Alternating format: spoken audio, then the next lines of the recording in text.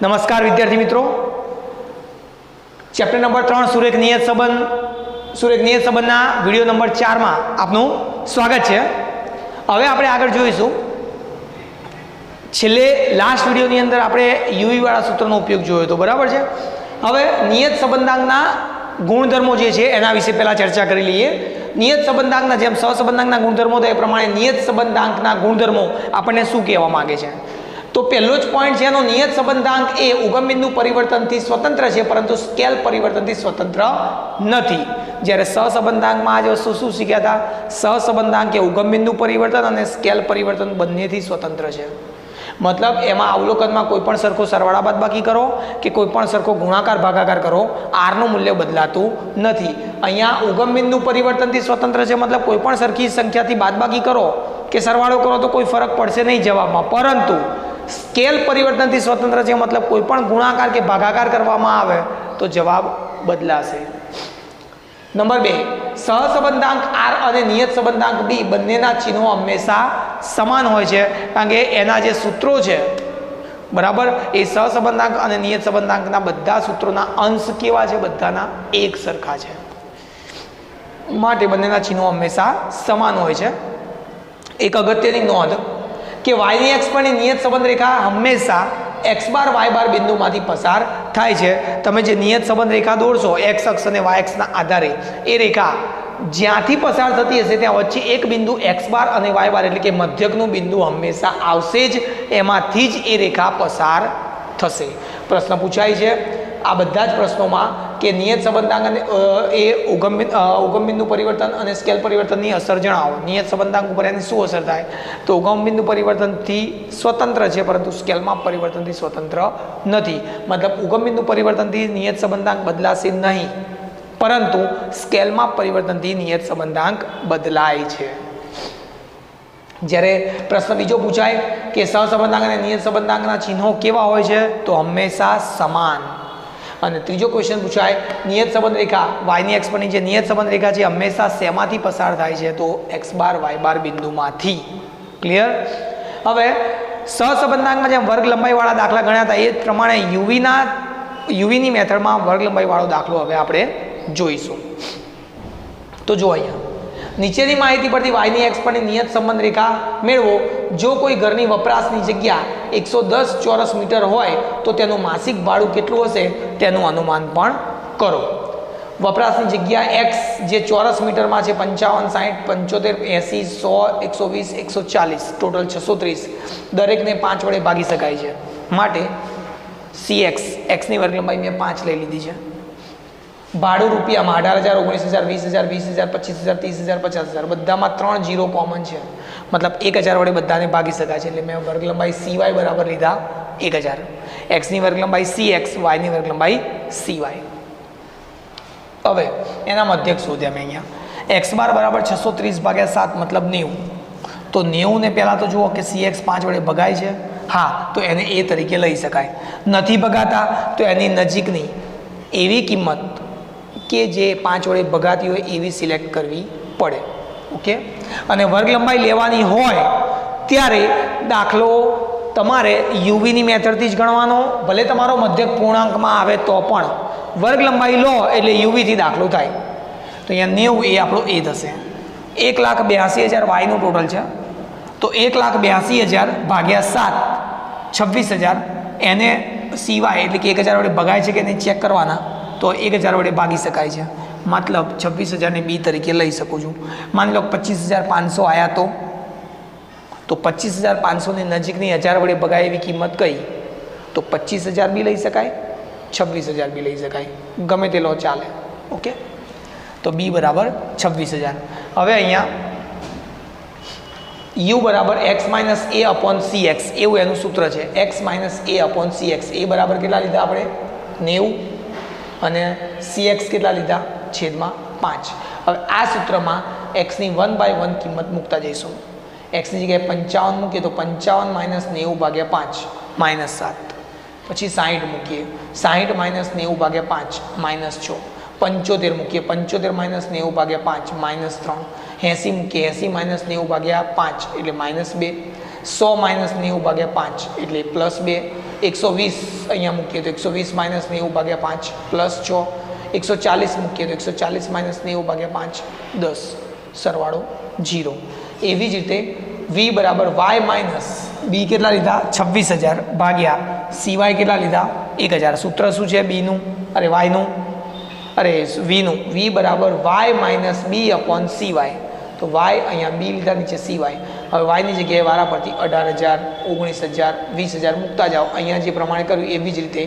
તો 18,000 માઇનસ 26,000 ભાગ્યા 1,000 માઇનસ 8, એ રીતે માઇનસ 7 માઇનસ 6 માઇનસ 6 માઇનસ 1 4 અને 24 ટોટલ 0. જનરલી યુવીનું ટોટલ 0 ના આવે, પણ અત્યારે તમે એ અને બી તરીકે જે કિંમત ધારી છે ને તમારો એક્ઝેક્ટ મધ્યક છે એટલે જવાબ 0 આવે છે.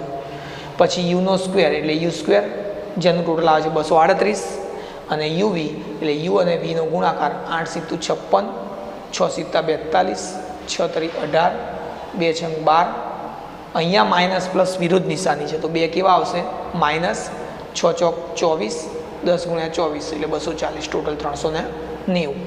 હવે આપણે સૂત્રથી શરૂઆત કરીએ. વાયની એક્સ પરની નિયત સંબંધ રેખા બી બરાબર n into sigma u v minus sigma u into sigma v ભાગ્યા n into sigma u square minus sigma યુનો હોલ સ્ક્વેર.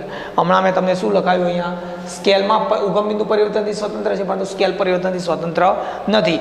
જો તમે સરખો ભાગાકાર કરો છો તો એ ભાગાકારની અસર સૂત્રમાં આપવી પડે, તો એ વખતે આપણી વર્ગ લંબાઈ બાજુમાં દર્શાવવી પડશે.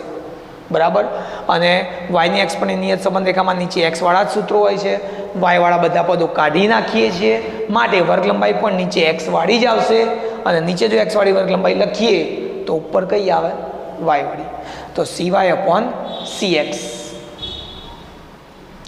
n 7 sigma u v 390 minus sigma u 0 sigma v પણ 0 n 7 sigma u square 238 minus 0નો સ્ક્વેર ગુણ્યા cy બરાબર 1000 અને cx બરાબર 5. ઉપરનો ગુણાકાર 27 30 પાછળ તો 0 જ આવશે. નીચેનો ગુણાકાર 1666 ગુણ્યા 1000 ભાગ્યા 5 એટલે 200. 27 30 ગુણ્યા 200 ભાગ્યા 1666 એટલે 327.73. અહીંથી એથી પાછી ગણતરી હતી એમની એમ જ. એ બરાબર y bar minus b into x bar, y બાર 26,000, એની જગ્યાએ બીની જગ્યાએ આપણે 327.73 અને એની જગ્યાએ આપણે એની જગ્યાએ ક્યાં સોરી એક્સ બારની જગ્યાએ 90. પાછળનો ગુણાકાર આવે છે 29,495.7, બાદ બાકી આવશે માઇનસ 3495.7. માઇનસમાં જવાબ આવે છે, ધ્યાન રાખજો. હવે વાય કેપ બરાબર a પ્લસ બી એક્સ, એની જગ્યાએ માઇનસ 3495.7 પ્લસ બીની જગ્યાએ 327.73 ઇન્ટુ એક્સ. આ થઈ આપણી નિયત સંબંધ રેખા. ત્યારબાદ એક્સ બરાબર 110નું અનુમાન એવું કીધું છે આપણને અહીંયા 110 ચોરસ મીટર હોય ત્યારે ભાડું કેટલું થાય તો 110 મૂકી દીધું આપણે. અનુમાન 3495.7 માઇનસ છે પ્લસ 327.73 ગુણ્યા એક્સની જગ્યાએ 110. પાછળનો ગુણાકાર 36,050.3. આગળનો તો માઇનસ છે જ. આ પ્લસ રકમમાંથી આ માઇનસ રકમ શું થશે બાદ બાકી આવશે 32,554.6 રૂપિયા. કેમ રૂપિયા? ભાડું શેમાં છે? રૂપિયામાં. પાછળ એકમ લખી દેવાનો રૂપિયા. ઓકે. તો વિદ્યાર્થી મિત્રો આપણે આગળ જે દાખલો જોયો બરાબર છે એ વર્ગ લંબાઈ વાળો દાખલો તો દાખલા નંબર 4 બરાબર છે. હવે આપણે સેમ ટુ સેમ ફરીથી વર્ગ લંબાઈ વાળો દાખલો દાખલા નંબર 3 જોઈએ છે બરાબર. એટલે વર્ગ લંબાઈ વાળી મેથડ ફરીથી એક વખત રિપીટ થઈ જાય. બીજું મેં તમને ગયા લેક્ચરમાં જે કીધું હતું કે સહસંબંધ એ સ્કેલ પરિવર્તન અને ઉગમબિંદુ પરિવર્તન બંનેથી સ્વતંત્ર છે, પરંતુ નિયત સંબંધ જે છે એ ઉગમબિંદુ પરિવર્તનથી સ્વતંત્ર છે પણ સ્કેલ પરિવર્તનથી સ્વતંત્ર નથી. એનો સ્કેલ પરિવર્તન થાય તો જવાબ બદલાઈ જાય બરાબર છે. માટે જો નિયત સંબંધના દાખલામાં શક્ય હોય તો વર્ગ લંબાઈ ના લેવી પડે તો નહીં જ લેવાની બરાબર છે. ભલે કેલ્સીમાં જવાબ થોડા મોટા આવે, બહુ મોટી રકમ હોય તો મોટી કિંમત આવે, પણ આપણને આવડતું હોવું જોઈએ કે વર્ગ લંબાઈનો ઉપયોગ આપણે કેવી રીતે કરવાનો છે બરાબર. તો એક વખત ફરીથી આની પ્રેક્ટિસ કરી લઈએ. વર્ગ લંબાઈ તમે નહીં લો, વર્ગ લંબાઈ લેશો તો સૂત્રમાં તમારે વર્ગ લંબાઈ બતાવવી પડશે cy અપોન cx. અગર વર્ગ લંબાઈ નથી લીધી તમે બરાબર છે તો તમારે cy cx સૂત્રમાં મૂકવાના નથી. આટલો બેનિફિટ રહેશે. ઓકે. તો જુઓ દાખલા નંબર 3. નીચેની માહિતી પરથી ઓક્સિજનના પ્રમાણ વાયની સમુદ્ર સપાટીથી ઊંચાઈ એક્સ પરની નિયત સંબંધ રેખા મેળવો. એમાં 305 મીટર ઊંચાઈ ગણીએ તો 1000 ફૂટ થાય. આ એકમ છે. એક ફૂટ મીટર બરાબર ફૂટ કેટલા થાય તે. અને જો કોઈ સ્થળની ઊંચાઈ 7 એકમ હોય તો જ્યાં 1 એકમ બરાબર 305 મીટર, જે આપણે અહીંયા સૂચના લખેલી જ છે દાખલાની રકમમાં કે 1 એકમ, એ લોકોએ 1 એકમ 305 મીટરને 1 એકમમાં કન્વર્ટ કરેલા છે. મતલબ જ્યાં 1 એકમ કે ત્યાં 305, 2 એકમ કે ત્યાં 610, બરાબર છે, 3 એકમ કે ત્યાં 915, એવી રીતે આપણે સમજવાનું છે. પણ આપણે અત્યારે હાલ એકમથી સમજીશું કે 7 એકમ હોય ત્યારે હવામાં ઓક્સિજનની ટકાવારી શોધો. મતલબ અહીંયા તમને જે એક્સ આપ્યો છે સ્થળની ઊંચાઈ જે 305 મીટરમાં છે, મતલબ દરેક એકમને 305 વડે ભાગેલા છે. મતલબ એ 0, 1, 2, 3, 4, 5, 6 એવી રીતે. એટલે એ માહિતી આખી 305 મીટરમાં જ છે. ઓકે. બીજું, જ્યારે 7 મૂકવાના થાય છે, 7 એકમ શબ્દ લખ્યો છે, બરાબર, અને 1 એકમ બરાબર 305 મીટર જ છે. મતલબ તમારો એકમ જે છે એ મીટરમાં છે, એટલે કે મીટર વડે ડિવાઈડ કરીને આપેલો છે 305 મીટરથી. તો કિંમત જે મૂકવાની છે એ બી 305 મીટરથી ડિવાઈડ કરેલી જ છે. 7 એકમ શબ્દ લખ્યો છે, એટલે એ માહિતી જે એકમમાં છે તો જવાબ પણ એકમમાં જ મૂકવાનો છે. મતલબ કોઈ ચેન્જીસ કરવાનો નથી. તો સ્થળની ઊંચાઈ 305 મીટર પ્રમાણે અને ઓક્સિજન ટકાવારીમાં આપે છે 20.9, 20.1, 19.4, 17.9, 17.9, 17.3 અને 16.6 પોઈન્ટમાં છે. બરાબર. પેલામાં રકમ વધારે પડતી મોટી હતી એટલે આપણે 1000 વડે ડિવાઈડ કરીને આપણે દાખલો ગણ્યો હતો. બરાબર છે. અહીંયા પોઈન્ટમાં રકમ છે. તો પોઈન્ટમાં આપણે તમને શું કીધું હતું સહસંબંધના ચેપ્ટરની અંદર કે પોઈન્ટ દૂર કરવા માટે જો પોઈન્ટ પછી એક આંકડો આપ્યો હોય દરેક સંખ્યામાં તો 0.1 આપણી વર્ગ લંબાઈ થાય. એટલે 0.1 વડે ભાગવાના. બરાબર. પોઈન્ટવાળી વર્ગ લંબાઈ આવે આમાં જ્યારે પોઈન્ટમાં રકમ હોય ત્યારે. પોઈન્ટ પછી એક આંકડો છે તો 0.1, પોઈન્ટ પછી 2 આંકડા છે તો 0.01 લખવાના જ એક જ. પણ એક પોઈન્ટ પછી એક આંકડો હોય તો 0.1 વર્ગ લંબાઈ, પોઈન્ટ પછી 2 આંકડા છે, એક પણ સંખ્યામાં પોઈન્ટ પછી 2 આંકડા હોય તો પણ આપણે 2 આંકડાવાળી જ વર્ગ લંબાઈ લેવી પડે, મતલબ 0.01. ઓકે. ચલો, તો ટોટલ થાય છે 21 અને 130.1. સૌથી પહેલાં મધ્યક શોધીશું આપણે. x બાર બરાબર 21 ટોટલ ભાગ્યા 7 એટલે 3 એક્ઝેક્ટ જવાબ. પરંતુ y બાર 130.1 ભાગ્યા 7 એટલે 18.59 મતલબ પોઈન્ટમાં જવાબ. તો આપણે એ ધારવાનો, એ બરાબર અહીંયા 3 બરાબર અને બી બરાબર 18.59 એટલે 18 લઈ લીધા આપણે. પ્રશ્ન સાહેબ તમે આગળના દાખલામાં તો એવું કીધું કે જ્યારે વર્ગ લંબાઈ તમારે લેવી છે દાખલામાં ત્યારે પહેલાં એ બી નહીં ધારવાના, પહેલાં CX સિવાય ધારવા પડે. એના અનુસંધાનમાં એ અને બી ધારવા પડે કે એના વડે ભગાતા હોવા જોઈએ. પણ એ ક્યારે?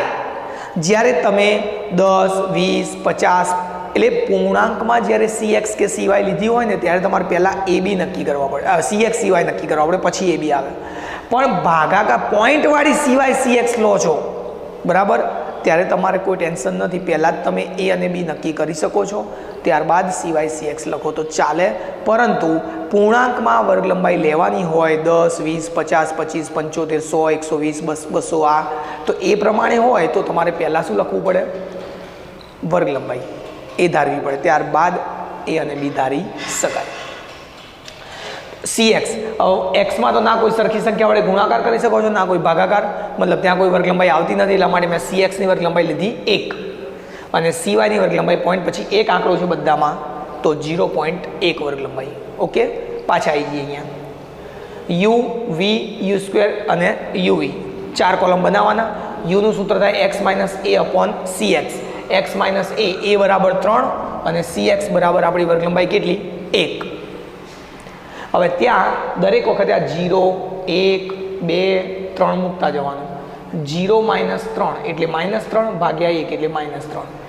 1, 1 - 3 -2, -2 ભાગ્યા 1 એટલે -2. મતલબ ભાગાકારમાં 1 હોય તો વર્ગ લંબાઈ ધ્યાનમાં ના લો તો ચાલે. 3 - 3 અરે સોરી 2 - 3 -1 3 - 3 0 4 - 3 1 5 - 3 2 6 - 3 3. હવે v y - b એટલે કે 18 ભાગ્યા CY 0.1. હવે ત્યાં y ની 1/1 કિંમત મૂકતા જઈએ. 20.9 - 18 ભાગ્યા 0.1 29. 20.1 મૂકીએ -18 ભાગ્યા 0.1 21. 19.4 મૂકીએ -18 ભાગ્યા 0.1 એટલે 14. 17.9 મૂકીએ બરાબર 17.9 - 18 ભાગ્યા 0.1 -1 ફરીથી -1. 17.3 મૂકીએ, 17.3 માઇનસ 18 ભાગ્યા 0.1 એટલે -7 અને 16.6 મૂકીએ, 16.6 માઇનસ 18 ભાગ્યા 0.1 બરાબર -14. કુલ ટોટલ એનું 41 થાય છે, આનું ટોટલ થાય છે 0. યુ સ્ક્વેર આનો સ્ક્વેર કરી દીધો, એનું ટોટલ 28. આ બંનેનો ગુણાકાર કરે, ગુણાકારમાં વિરુદ્ધ નિશાની આવે તો માઇનસ કિંમત લખવી એવું આપણને ખબર છે. તો -3 ગુણ્યા 29 એટલે થાય 87, પણ કેવા 87 માઇનસ, કારણ કે એક માઇનસ એક પ્લસ છે. -2 ગુણ્યા 21 -42, -1 ગુણ્યા 14 -14, અહીંયા 0 સાથે ગુણાકાર 0, 1 ગુણ્યા -1 -1, 2 ગુણ્યા -7 -14, 3 ગુણ્યા -14 -42, ટોટલ -200. ક્લિયર? હવે આપણે સૂત્ર ઉપર આવીએ. y ની x પરની નિયત સંબંધ રેખા b બરાબર n into sigma uv minus sigma u into sigma v ભાગ્યા n into sigma u square minus sigma u નો હોલ સ્ક્વેર ગુણ્યા cy upon cx. n 7 sigma uv -200 જે શોધ્યા minus sigma u 0 sigma v 41 ભાગ્યા n 7 sigma u square 28 sigma u નો whole square મતલબ 0 નો whole square ગુણ્યા cy બરાબર 0.1 cx ભાગ્યા 1. 7 દુ 14, 1400 minus પાછળ તો 0, 28 ગુણ્યા 7 196 પાછળ 0 ગુણ્યા 0.1 ભાગ્યા 1. -1400 માંથી 0 બાદ કરો તો -1400 આવશે, એટલે -1400 ગુણ્યા 0.1 ભાગ્યા 196. એક તો ભાગાકારમાં લો કે ના લો કોઈ ફરક પડતો નથી. ભાગાકાર આવે છે -0.71.